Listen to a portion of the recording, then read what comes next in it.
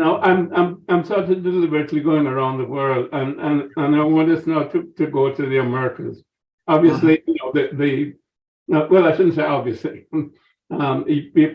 I hear stories that when Columbus came, of course he had navigators with him who were Black or African.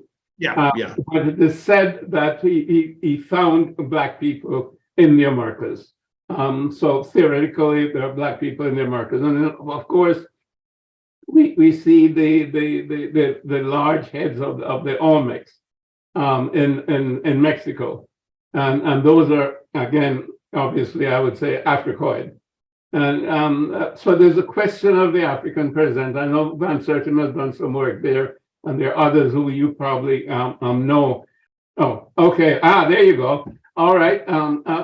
Take us into the African presence in the Americas before Columbus. Certainly. Okay, what I'm going to do is I'm going to share my screen. Yes. And I'm going to share something that any Americans watching this, African Americans, you need to see this, because this is what you're not being told. Mm-hmm. Okay, well, let me get to this.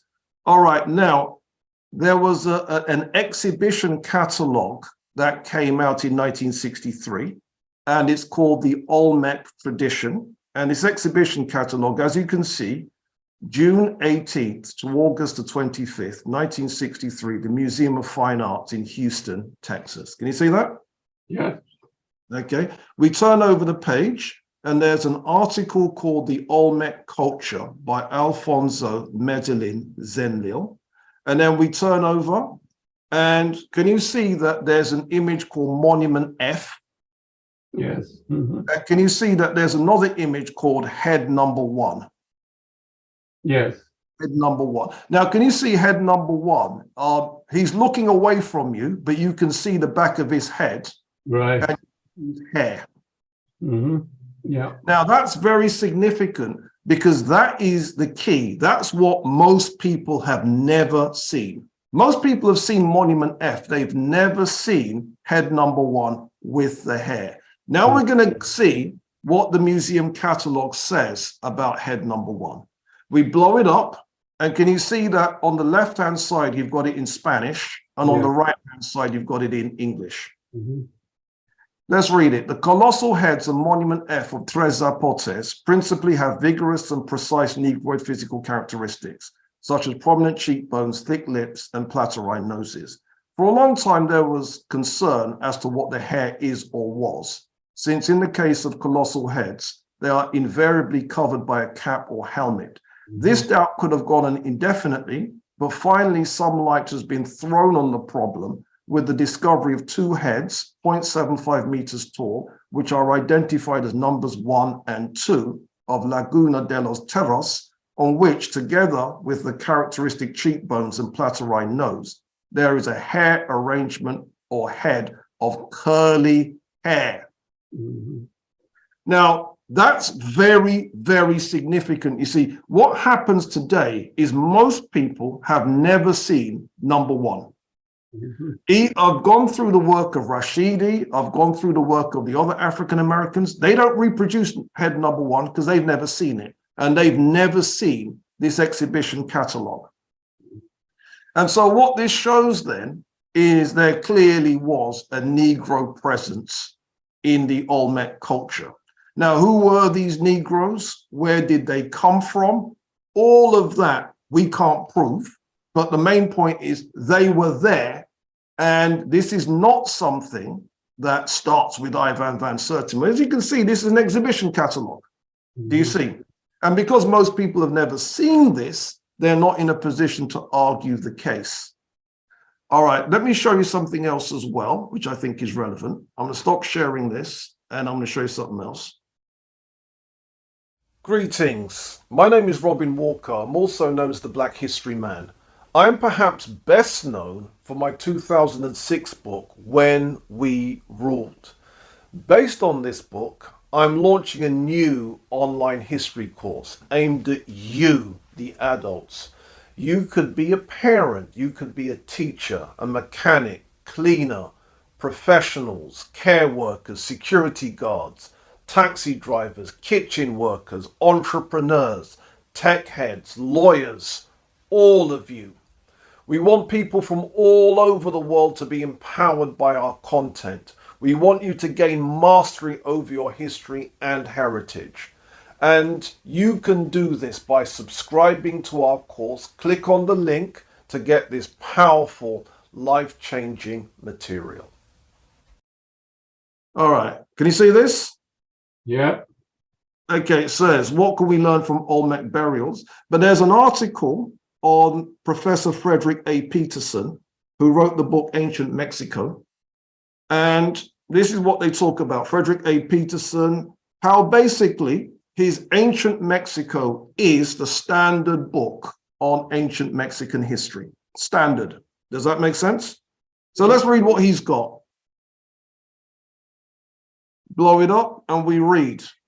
Skeletons of the magicians, supplemented by comparison with figures that they made, show that they had a certain adenoidism in the mouth, artificially deformed heads, short legs, low and obese bodies with feminine characteristics, and that they practiced dental mutilation, a substratum with negroid characteristics that intermingled with the magicians lead some anthropologists to speculate on negroid immigration into Mexico.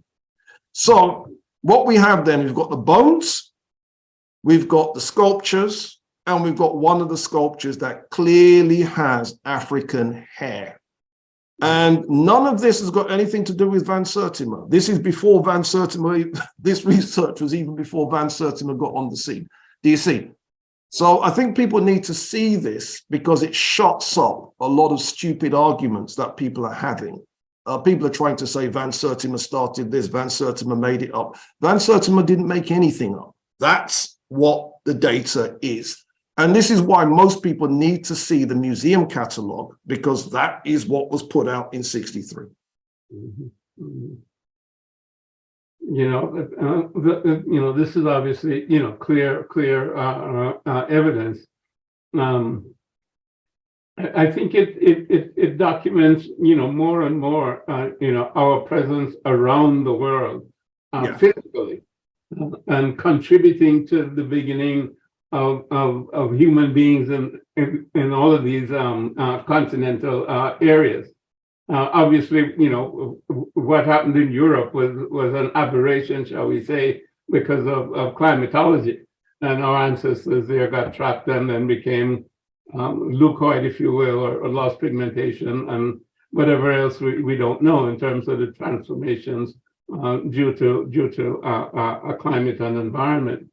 But it's important for us to understand this, that we're planetary people. We see ourselves in this sort of claustrophobic situation where we have been put by the last 500 years of European domination and hegemony, and we don't understand that we're bigger than that, and we have therefore the most glorious presence and the most glorious history, certainly on planet Earth, in terms of what we have accomplished as the original human beings, and kudos to you in terms of your historical detective work, if you will, making it available out there to the public. I think that we emphasize too much Europe, and that's why I wanted to go that route, to go through the Near East or Middle East or whatever, through India, through China, Far East, and then perhaps overland or overseas, shall we say, to the Americas. Let's get back to the Americas a little bit, and then maybe we can come back to Europe. But the voyages, who discovered America first? The Chinese? Certainly we know it's not Columbus. What about the Malian voyages? I think those are recorded. And what about Egyptian voyages? Were the Egyptian voyages to the New World, to the Americas? All right, this is what we can prove, or what it seems reasonable to believe. Mm-hmm. All right, now there is an account that was published by a Syrian scholar called Shihab al-Din ibn Fadl el-Umari. And his book was published in 1342. And in chapter 10, he reports on a conversation that he had with Mansa Musa. And in the conversation, Mansa Musa talks about his predecessor attempting 2 voyages or 2 sets of voyages across the Atlantic involving hundreds, perhaps thousands of ships. People have speculated on who was that predecessor. Dr. Basil Davidson thinks it's Mansa Muhammad, but most people think it's Mansa Abu Bakari II. And logic would say that it would have been some years before Musa becomes the Mansa of Mali. So that would put it somewhere around 1311, 1310, something like that. All right, so the question now then is, did the Malians arrive in the Americas, yes or no? We know for a fact that there are 14th century art pieces made by the Native Americans that clearly have African faces in them. And there was a scholar who wrote a whole book on this. His name was Count Alexander von Wuthenau, and his book was called Pre-Columbian Terracottas, Art of the Americas. I've got the book, and Negroes are all over it, basically, all over it. And he speculated that these Negroes could have been from Egypt or from Nigeria. Yeah. All right. Now, he admits he's speculating. Does that make sense? But obviously, if you've got some black folks, you've got to guess where you think they're coming from. Now, I think that the 14th century ones are Malians. Then we have the fact that 2 Negro skeletons from Africa have definitely been discovered in the West, dated around the year 1250, and they were discovered Danish Virgin Islands. And it was the Smithsonian that discovered them in the 70s, and they're clearly Negroes. So that means that some black folks definitely got there. Now, are these Negroes the same as the ones discovered by Columbus in Darien? Darien on a modern map is Panama. And quite possibly so. Do you see? So we've got little bits of evidence that when you put it together, tends to create a kind of narrative. Now, the Olmec period would be something like 1200 BC, something like that. Van Sertima speculates that the Olmec people represent voyages from Egypt. Another speculation is the voyages could have come from Kush. But again, this is speculation, because if you consider that you've got black people all over Africa, they could have come from anywhere in Africa, in truth. And because you've got black people in Asia at this time period, yeah, Melanesians, Micronesians, they could have come from any of those places too. Now, why people think it was Egypt is when you look at the Olmec and later on Mayan art, you can spot things like, wait a minute, that looks like something in an ancient Egyptian ritual. That looks like something in an ancient Egyptian ritual. And there was an Indian scholar from this country called Rafiq Ali Jarazboy. He wrote a whole book where he's just comparing ancient American Nile Valley, ancient American Nile Valley, ancient American Nile Valley, and he's just showing you, yeah? And there are so many of these similarities that one could reasonably suggest that it could well have been the Egyptians that did that. Mm-hmm. Other speculation is, are you aware of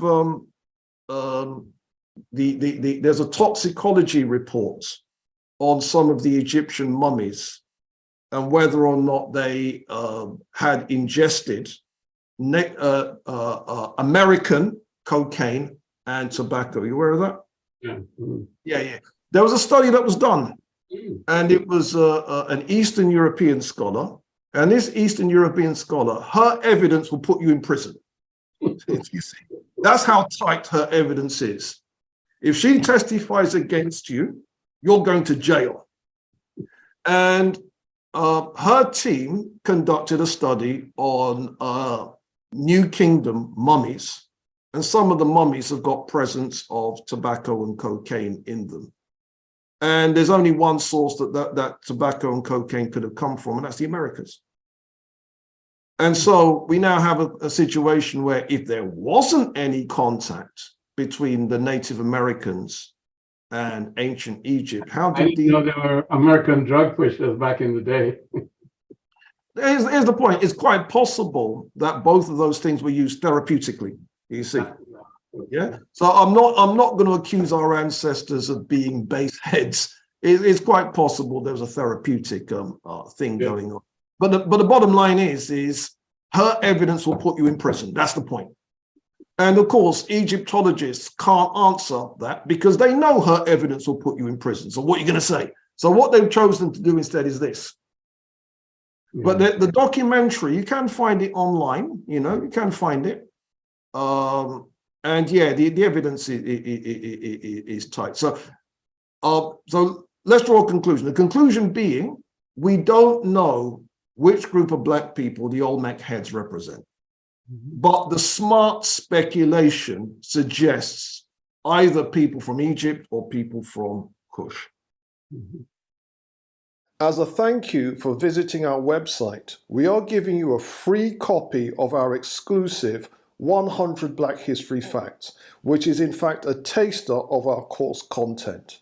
Make sure you leave your email address and we will send it right to you. We hope it inspires you to dig deeper into your history and heritage.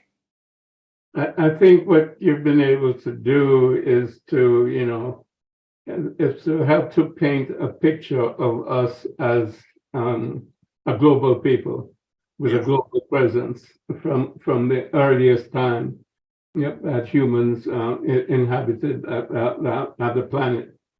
So that the history of humanity is really our history. And our history has been truncated, that has been distorted, has been destroyed, by Europe and the European presence. And I think what I'd like us to do next time is to look at Europe and to look at then the African presence going into Europe, European civilization developing, whether it's from Crete or from Greece, and that relationship, Homer, etc., early days, and begin then to develop the understanding of how recent, in some sense, that was in terms of our relationship, and so much of our history had gone on before that we don't know about, and we should know about, because then that will put it in perspective. Because the perspective will give us some understanding of why it is that the European now seems to want to crush us and dominate us, because initially we dominated them because of our presence and our civilization that antedated their presence because they were trapped by the Ice Age for so long. So, thank you for all the detail that you've given us today, and I look forward to us taking on Europe the next time around. Thank you very much, sir. Wonderful, Robin. Until next time. Good.